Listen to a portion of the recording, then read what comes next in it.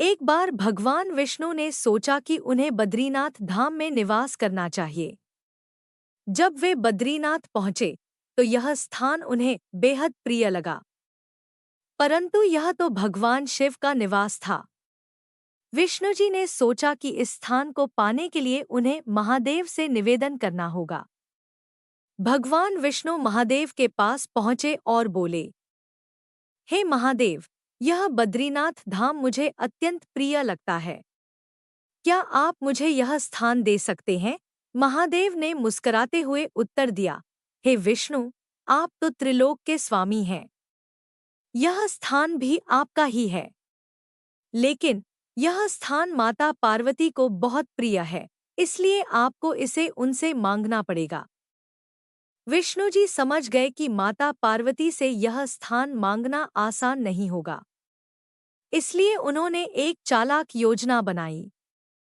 वे एक नन्हे बालक का रूप धारण करके बद्रीनाथ के द्वार पर पहुंचे और जोर जोर से रोने लगे। जब माता पार्वती ने बालक का करुण रुदन सुना तो उनका ममतामय हृदय पिघल गया। वे तुरंत बाहर आईं और बालक को अपनी गोद में उठा लिया। बालक बहुत प्यारा था और माता पार्वती उसे देखकर बहुत खुश हो गईं।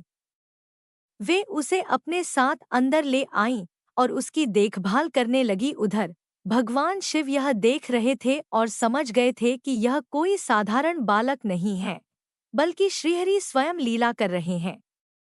उन्होंने माता पार्वती से कहा, हे देवी, यह बालक कोई साधारण बालक नहीं लगता।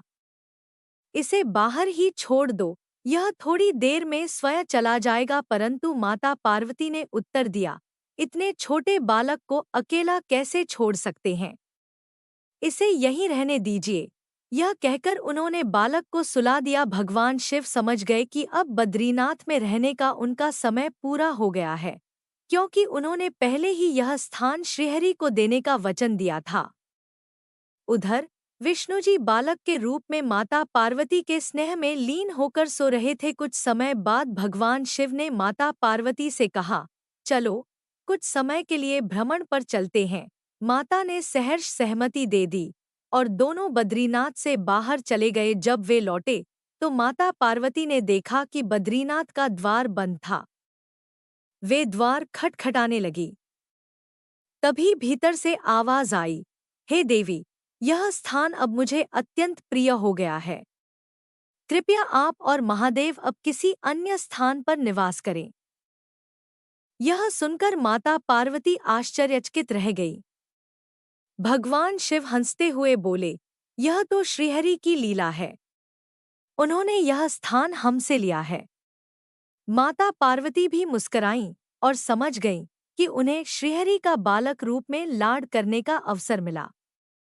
भगवान शिव ने फिर विष्णुजी से पूछा, अब हम कहाँ जाएं? विष्णुजी ने उत्तर दिया, आप यहाँ से 3 योजन दूर केदार नामक स्थान पर जाएं और वहीं निवास करें।